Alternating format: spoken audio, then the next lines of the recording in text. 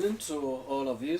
This is Star Television, broadcasting live from Media Center 3 Mama Street, Brookfield in Freetown. My name is Abdul Rahman Kamara. The Sierra Leone Bar Association, in a press release dated 6th May 2019, says there have been following reports of forcible repossession of land purportedly deemed to be state land.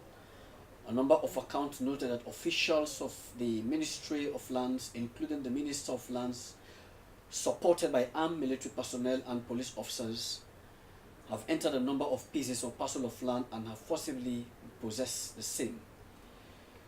It's against this backdrop that to help me take the discussion further, I have not as a person, the public relation officer for the Sierra Leone Bar Association, lawyer Israel Jah. Welcome to the program. Thanks for having me. First off, how did you come to having a press release issued? Well, this is not a press release. This is a letter written by the president of the Bar Association to the director of lands, surveys, lands, and the environment.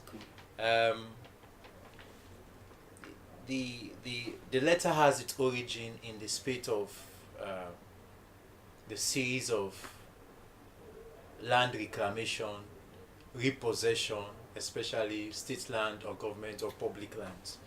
And the Bar Association is concerned that in as much as the minister is doing his job or is very passionate he's doing his job, yet the job or the performance of his job should be within the ambit of the law. Mm-hmm. So as you are aware, Bar Association always stands with the people of Sierra Leone, always ensure that the rule of law is adhered to, that policies are made in the best interest of the people.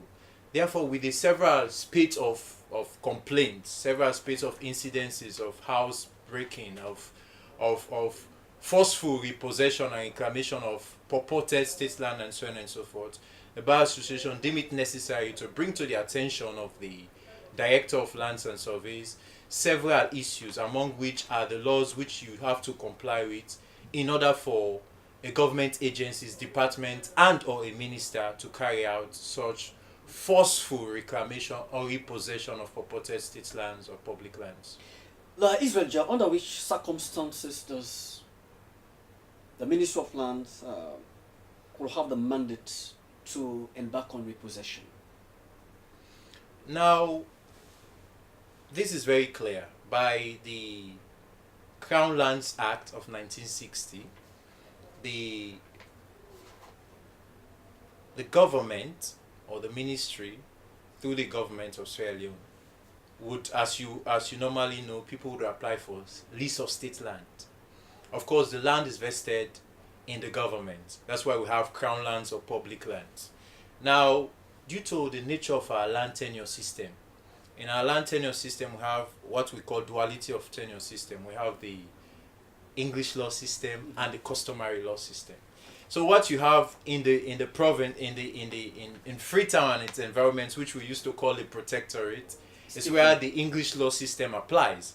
Whilst in the provinces, is where you have the customary law. Customary law applies. What we used to call hinterland. Hinterland, as you would say. Now, what happened is that people would usually apply for lease of state and government land, and then the minister the ministry through the minister would give access or grant leases to people on certain conditions, among which you have to develop the land within a specific period of time. You have to pay lease rent, and if you do not pay this lease rent or you do not develop this piece of land that has been leased to you, then government can reclaim it. Also, we are very aware, and I am also aware, that there are series of squatters on government land. And over the years, and especially during the previous regime, there were too many possession of state land. Some were done legally, others were done illegally. And so, by virtue of the Lands Act, the government and the minister can reclaim state land. However, our concern is, by so doing, a man can carry out a lawful duty, but you can do it in an unlawful way or in an unlawful manner. And if it is done so, then you have not done the right thing. In your letter, you reiterated that the laws relating to repossession of land and state acquisition of land are very clear, Yes. and that the action undertaken by the ministry in the view of the bar have not deemed it fit to follow the provision of the law and are not sought a court order for repossession. A declaration from the court that the land being repossessed belonged to the state, or any other declaration of relief from the court. Does it require a kind of court order in a situation where you have the conviction that this particular land is a state land and its acquisition is pretty much illegal? Yes, in fact, that's the thrust of our letter. That's what forms the core of the letter. Now, we have no problem in the responsibilities Of the ministry. And the way the minister tends to carry out it. We have the problem in the manner in which it is done. Now, by Section 30, subsection 1 of the Crown's Land Act 1960 as amended, clearly states who and how repossession or reclamation of state land or public land can be done. It is very clear. It states, in fact, the law is that it's not even the minister. It's either the AG, which, as you are aware, the AG's office, the Attorney General's office, is the principal advisor to government. Mm-hmm. So if any ministry, department, or agency wants to do anything that has to do with the law or the court, they have to approach the AG's office to do the necessaries. And that's what the law says. And secondly, most importantly, it's not the minister, it's either the AG or the deputy or the director of lands, who should, where he feels that people who have occupied state land have occupied it illegally, or were licensees in the first place, who at the end of who by virtue of their act or one way or the other their license have expired, or were squatters or illegal occupiers, then you can go to court. And then the court, which is an independent arbiter, and the judge who sits, that has no interest in both matters or interest in either of the parties, will decide the matters. One, they would have to investigate titles. Two, they would have to investigate how the land was acquired. Mm-hmm. Three, they will have to investigate whether or not indeed the land is state land. So there are laws governing this. Hence, we are saying, as you are aware, it has been over the media that there have been police brutalization. There have been the minister carrying out his functions with the assistance of military men, which is very intimidating. And so many things. There have been issues of outcries of rape, molestation, harassment, and so on and so forth. We are saying that the minister has his mandate, and he perhaps is very passionate to do his job. But let it be done within the ambit of the law, as prescribed by Section 30, subsection 1 of the Crown's Lands Act. And the wider implication is a situation where he doesn't follow the right procedure, getting a court order before demolition or repossession. Well, that's the problem. Now, nobody's above the law. The law is supreme. You may or may not know that there is a national, a proposed or national state land policy. This land policy tells you where and how amendments should be made to our land regime and regulation. So the minister has his own function, which I believe is carrying it out. It is within his mandate. But the mannerism is what we are concerned about. Now, land right is a fundamental human right. Imagine situations where a man has worked all his life and saved his earnings to build a house. And all of a sudden, that house or land is in question as it's a state land. And all of a sudden, the minister or whosoever, his workmen or agents or privies or his agent, will just get up one day and go and demolish such a structure. One, you have caused unnecessary harm and danger and even psychological damage to that person. You may have created insecurity and instability in the environment. And we are very conscious that land issue in Freetown in particular has been very tumultuous. Is not an issue people joke with. In fact, we remember that in those days there was this killing of one Mr. Moore from the Lands Ministry. So these are things that does not bode well with people. And also importantly, this issue of land creates political instability, creates destabilization, because with the way it is being done currently, it might even incite public disaffection and ill will towards the government. So we are concerned as well. I want to use the word moral guarantors because bar association can be considered as a CSO or a pressure group. As moral guarantors, we cannot let the state of affairs degenerate into a further chaos as more than what it is. So therefore, we are saying that you cannot, the minister cannot. We have not heard of any court case in which an action instituted by the minister to recover state land. We have not. He's not gone to court for declaration of title. He's not gone to court on other issues that will say, okay, I have a court order. The court orders that you should vacate this property.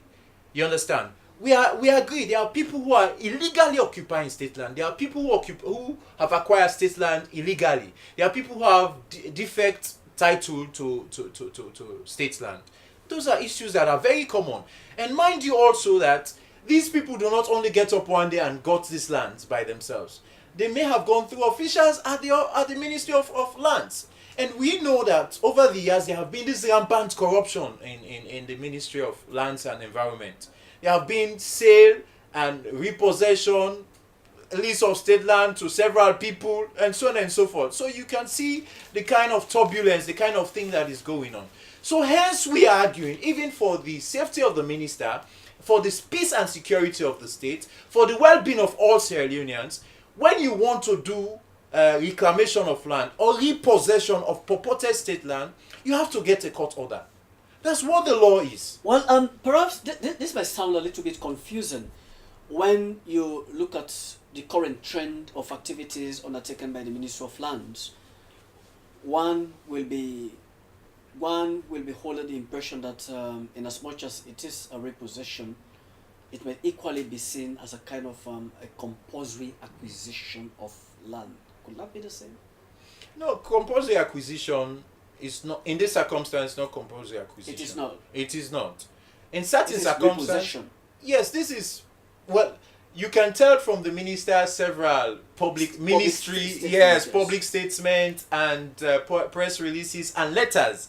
And then the social media exchanges of words and letters, back and forth correspondences between him and some lawyers and some segments of society condemning his actions. Okay, we are saying that when it comes to the issue of public compulsory acquisition, the law is also very clear. Now, compulsory acquisition is a situation where government would have to take land from individuals For development purposes. Yes. For development purposes. It might be road construction. Yes, it might be anything that is necessary and good for the development of the country. Okay. But however, when the government is doing compulsory acquisition, government would have to compensate the landowners. Adequate compensation. Adequate compensation. In fact, the law empowers the owners of those lands to go to court. To challenge. Yes, to if go the to compensation court. is not adequate. It's not adequate. Exactly. Yeah. So you see, in such a situation, one can argue safely that that's not a compulsory acquisition. And there is no memo or anything to the effect to show that it is compulsory acquisition. Okay. What we are seeing and what is happening is forceful repossession and reclamation of state or public lands. We are saying, in as much as the law allows the minister to do so, you have to do it within the ambit of the law. You cannot just wake up one day and decide to break people's houses just because you are claiming state land. You cannot just wake up one day and decide to evict the whole of certain residents of a particular piece or parcel of land just because you feel that was state land. Yes, indeed, people, we do condemn. The Bar Association condemns the illegal occupation of state land. The Bar Association condemns the squatters on state land. We actually agree with that. But however, the law is there to protect the rights of individuals to land. It is their right. In fact, it is a human right. In fact, by section 20, I think it's 20, chapter 3 of our constitution, the fundamental human rights, right to property. Nobody, not even the government, can deprive you, except in certain circumstances, for example, in public emergency, public health, and those sort of circumstances. You understand, your right can be abrogated. But as we clearly see, such circumstances have not arisen. So we have to be very careful, and the minister has to be very conscious in the way he discharges his duties. Perhaps this could be different from your letter you've written to the permanent secretary in the Ministry of Lands.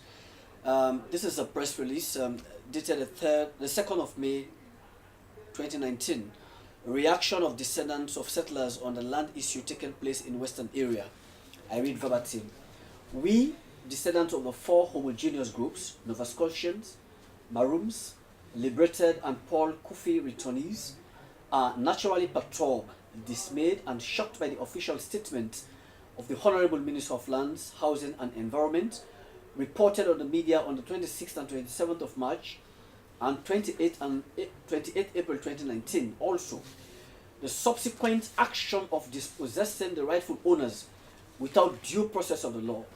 These owners, as the record will prove, have been in uninterrupted possession over 3 or 4 generations. For the record, it is important to name some of the dispossessed locations: Polu, Number 2 River, Black Johnson Village, King Street, Levuma Regent Village. Lately, the Permanent Secretary of the Ministry of Land, Housing and Environment, Mr. Israel B.K. Jiba, copying the Attorney General and Minister of Justice, Chief Justice and Minister of Land, Housing and Environment, directed owners of constructed houses to forward all land documents for Massimo and Regent area to the Minister of Lands, Housing and Environment latest on 21st of May 2019, failing which there will be no redress. It is with utmost disappointment that we heard from the state opening of the 2nd session of the 5th Republic, where addressed by His Excellency the President on the 2nd May 2019, the corroborated statement of the dispossession of land in the Western area. All descendants of Creole here and the diaspora are herewith alerted about the current dangerous trend in the Western area concerning the ownership of the land and the violation of their right ownership. The entire caucus of the Creole descendants. End of this press release. I come back to you. What, in the view of the Bar Association, you find that are pretty much difficult for the minister to actually go and secure the right order in the court before embarking on the current trend that is doing now repossession of land? Why do you think he's finding extremely difficult? Maybe he knew what he's doing is right, except otherwise. Well, I cannot say that the minister is finding it difficult, because I'm not aware that he has or has not approached the court to get court orders to do this eviction or reclamation or repossession. I am not aware. It is our belief, our honest belief, that he has not sought a court order to effect such reclamation or repossession. Now, the press release you just read by the Creole Descendants Association, the Bar Association, stands with the law. And these people, the Creole Descendants Association, believes that they are the original owners of the land. So perhaps it can be considered, in that aspect, it can be considered as private land, depending on which angle of the argument you are. Okay. Now, what we are concerned about, and for which I have to speak, is that the Bar Association is really concerned with the mannerism in which this process is going on. Mind you, we are not saying the minister is wrong in doing what he is doing, in carrying out his function. We are not saying perhaps it is government policies that the minister reclaims state land or public land. We are saying, in as much as you may have a legal duty to perform, yet if you perform such legal duty in an illegal manner, then you will achieve no result. Because what at the end of the day you want to really achieve? Because you cannot say you want to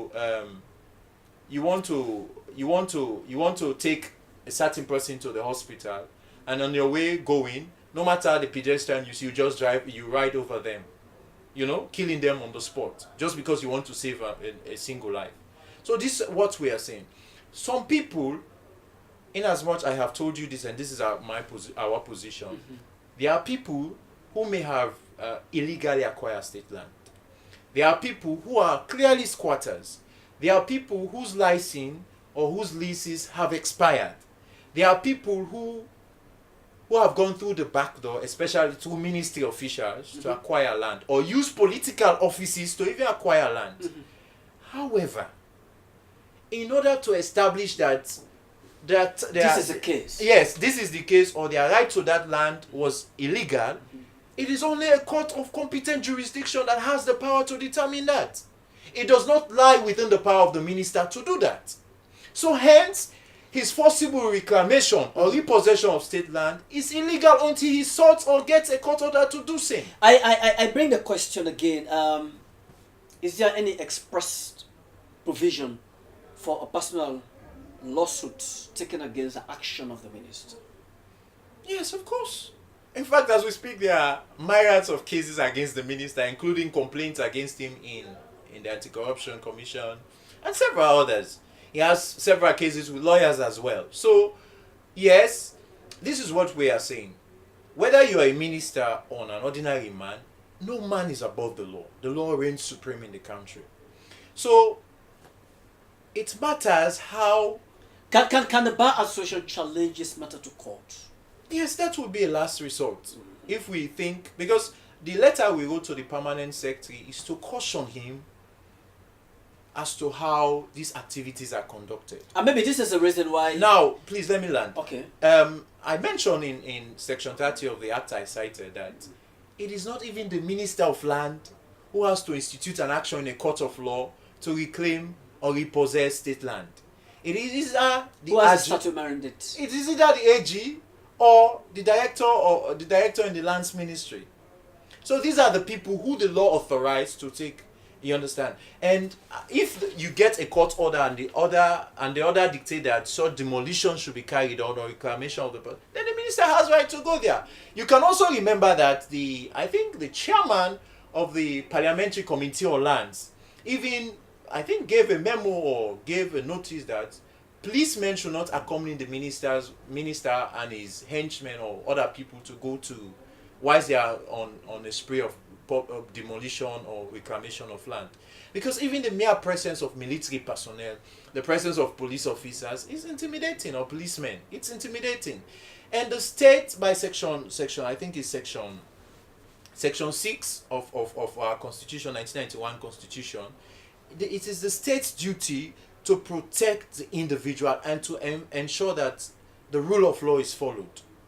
You understand? That's what our constitution says. So the individual, you and I as individual, we have rights to land. It is our inherent human right. By virtue of our birth in Sierra Leone, by virtue of the fact that we may have purchased those lands. And I mentioned it earlier that several people have complained, and most of us who are lawyers have gone through that system, that some ministry officials will send a single piece of property or land to one or two people, to one or two purchasers. At the end of the day, what do you expect? You expect skirmishes and clash. So the minister, in as much as some of us see that he's very passionate in perhaps carrying out His Excellency's directives, if it is, to reclaim public land and so on and so forth, we are saying that he can approach the AG's office, the law officers department, to do the necessaries. It does not cost him anything. Most importantly, we just have recent addition to the divisions of the High Court. So the Chief Justice has just passed. There's a new statutory constitutional instrument on that issue. So if actually that's what the minister is intending to do, they would have made a fast-track land court to handle these things. It would have been easy, so that people at the end of the day, because now this is also my argument. You cannot address issues that has legal basis with a political wand.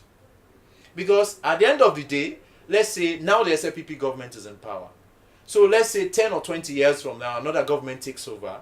That same issue will be reversed. You remember when the minister came, his first ministerial order or decree or something was to cancel all deeds. Ministerial order number 1. Exactly. So we are saying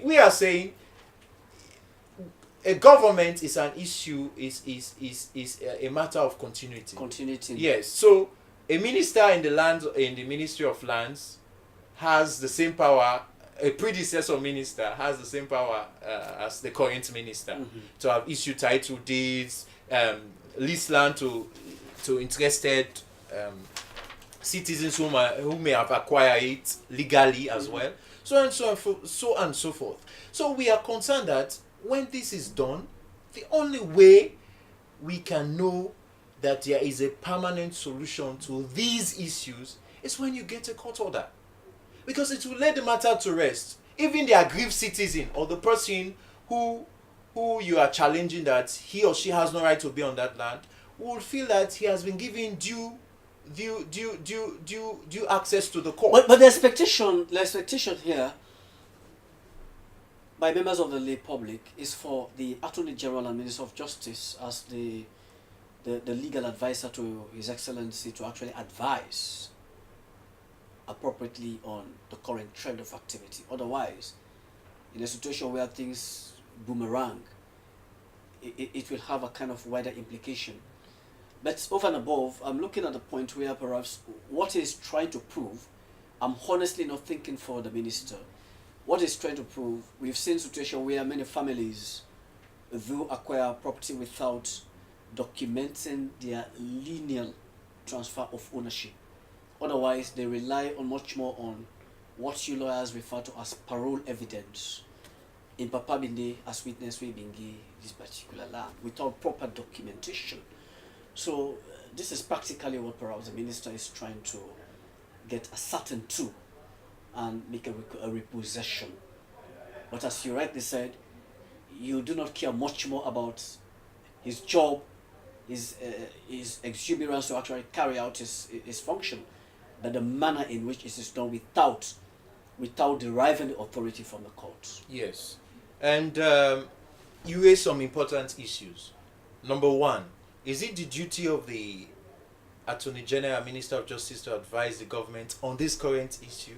Yes. Number two, did the minister seek the advice of the AG's office to do what he is doing?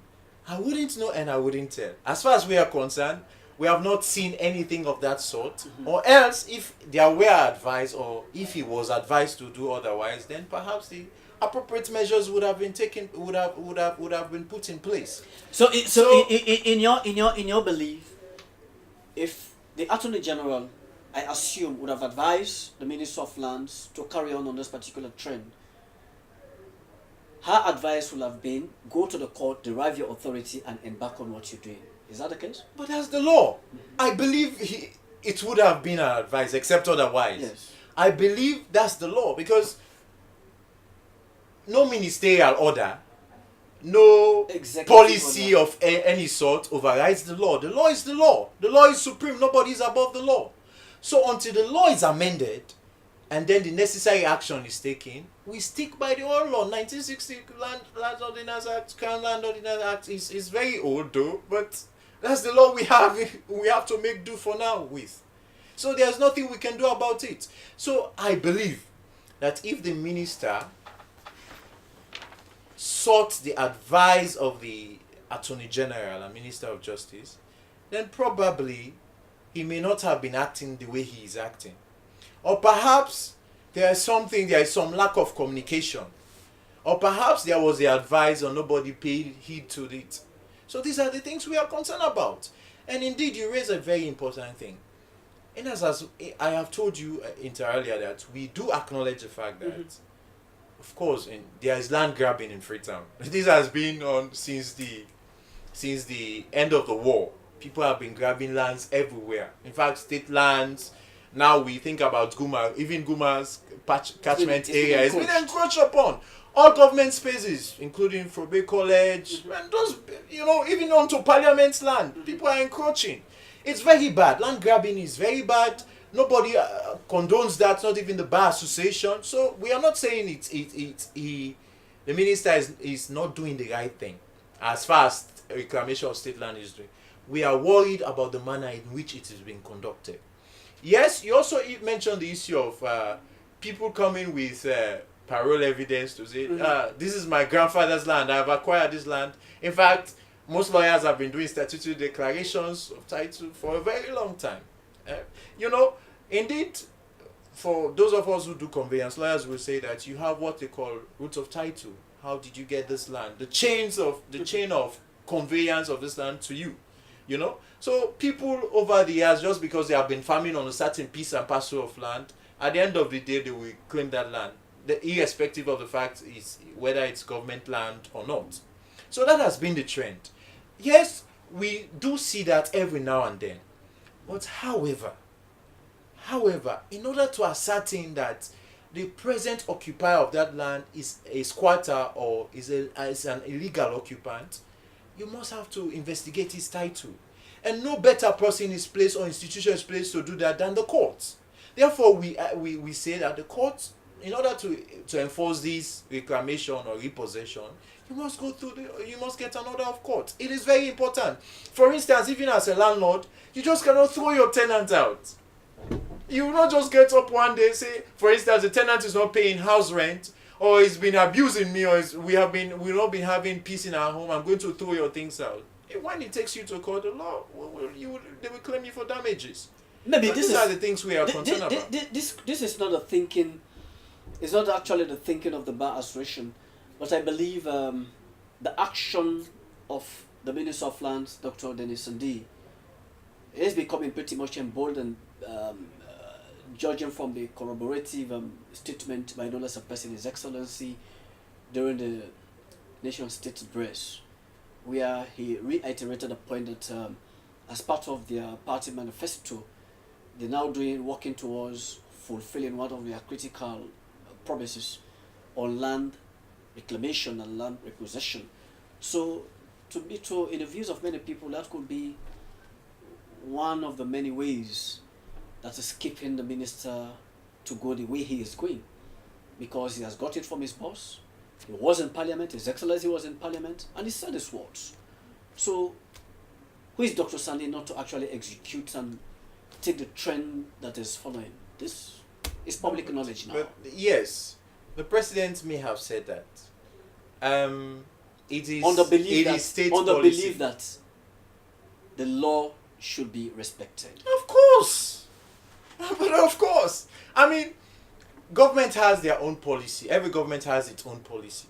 So, again, is it difficult for the Bar Association to actually have a closed-door meeting with His Excellency as a moral guarantor to actually tell him the wider implication should this policy of the minister unilaterally do, disregarding the rules of the court, not obtaining court order to do what he's doing, and advise adequately His Excellency that, look, if this particular trend continues this way, the implication will be pretty much huge. Do you have the leverage to actually meet His Excellency and talk to him as a body of lawyers?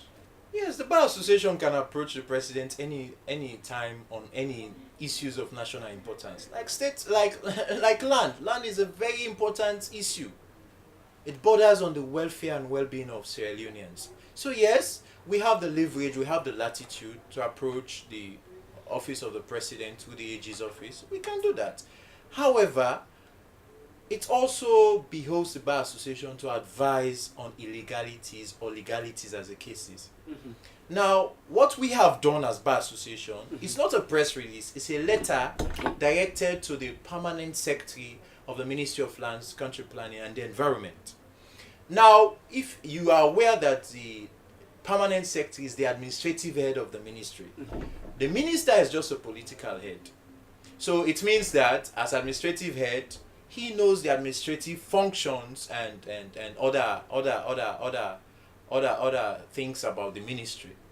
So ministers will come and go. His Excellency may decide to change Dr. Sandy tonight. There will be another minister. You know, that has been, in fact, the land ministry has experienced the most turnover of ministers over the years. You have the most reshuffled ministers. Exactly. So the permanent secretary, that's why we are guiding the permanent secretary by our letter of the 6th of May. We are guiding the permanent secretary as to the route they should pursue, so that they can abandon this route that has already been pursued, that is causing chaos, alarm, and confusion, to such an extent, instability in the country. So the issue of land is not child's play. People take it very seriously. They have killed ministry officials in this matter. And as I mentioned earlier, even this issue, if not properly handled, has the potential to incite ill will and disaffection for the government itself. So land issues are not things you just get up and try to do South as Africa as is a you case will. in point. Yes, South Africa is one. Even Uganda. Unfortunately, our constitution does not deal adequately with how land is acquired and those sort of stuff. But in other constitutions like the Ugandan constitution, it tells you. So, for example, the land policy, national policy is saying that where the constitution says that, I think it's section 5, that the sovereignty of the state is vested in the people of Australia. It should also say that sovereignty of the state and of land should be vested in the people of Australia. It's not vested in the government. So these are things we are saying. When you go to the provinces, they have a different land tenure system. And we have different laws that apply to them. And in my view, honestly, this is my personal conviction. It may sound like a delicious irony where you have a law that actually prohibits the Creoles from holding land up country. Now, there is another in the capital city that is actually moving towards dispossessing them from their land ownership title. So asking the question now, I am asking the question, where do you want to see these guys? Little wonder that we've now seen press release coming from the descendants of the 4 homogeneous group, the Nova Scotians, the Maroons, the liberated and Paul Coffey returnees, who they say they are naturally perturbed, dismayed and shocked by the official statement of the Honorable Minister of Land. If you don't give the right to Creoles to actually own land, then you're still doing something within the capital city where they have a huge chunk of land ownership. Okay. What the question is moving towards, as your colleague did say, as Nkita Conte, the 1991 Constitution is a very fine document, but it ought to have been better. Yes, I agree. And this is a disclaimer. Bar Association has not commented on that. So perhaps this is just a view for argument purposes or to make the program more lively. Now, yes, by the Provinces Land Act, Creoles are prohibited from acquiring or owning land in the provinces. Yes. Of course, many human rights activists, civil society organizations, and even the Bar Association have cried that particular law down as discriminating, outright discriminatory. Because the provincials will come to Freetown and acquire lands. Nobody stops them. And so you can see the background from which the indigenous tribes are coming. Because originally Freetown and those areas that they mention in the press releases were bought for them. Were bought as pieces of land from the indigenous settlers, from the King Toms, the King Nimbanas, history will tell us. So those lands were actually bought by the British when those slaves were returned. So yes, they can claim it as their private land. Okay. However, we cannot say it is actually the ministry that will say which land is actually state land. We cannot authoritatively say that. So therefore, now you see the reason why it is very important that issues of this nature cannot just be handled by just a minister or a ministry. Okay. It's an issue of public importance or national importance. So therefore, you take it to the court where proper investigation is done, where an independent and impartial tribunal is seated to investigate these things, so that people would know that indeed, even if I'm dispossessed, I was given due process. I was heard, they investigated my title, I produced evidence, but perhaps government land is government's case is more strong than ours. Or better still, you can even take the compulsory acquisition position, as long as these people are adequately compensated. So all these unnecessary alarm and mayhem and confusion that is ongoing, to me, it's really, really uncalled for. Okay, now you are the public face of the Bar Association. What what will you give out to be the collective opinion of the bar with respect to this current issue? Well, I assume the Minister of Land is watching you, His Excellency, government officials are there. Looking at you. What could be your last remarks? well, this is what we have done. What we have done is to guide the minister and the ministry in performing their function lawfully. Mind you, the Bar Association is not against the minister performing his lawful duties. The Bar Association is against the illegal manner in which it is done. So we have advised the permanent secretary of the ministry that in order to do land reclamation and repossession, seek court order, even to demolish structures on clear public or state land. You have to seek an order of court to do that. It is only the court that is mandated to. Maybe this is lack of public knowledge that is driving people to actually take upon themselves to do the wrong thing. They will tell you, I'm not even aware as to whether it requires a public order, a court order for me to actually execute what I'm doing. My brother, the common defense that ignorance of the law. It's no excuse, exactly. And for a ministry official or a ministry or government department or agent, of course, you don't have to say that. It makes mockery of the whole situation. That's why you have principal advisor to government, legal advisor to government.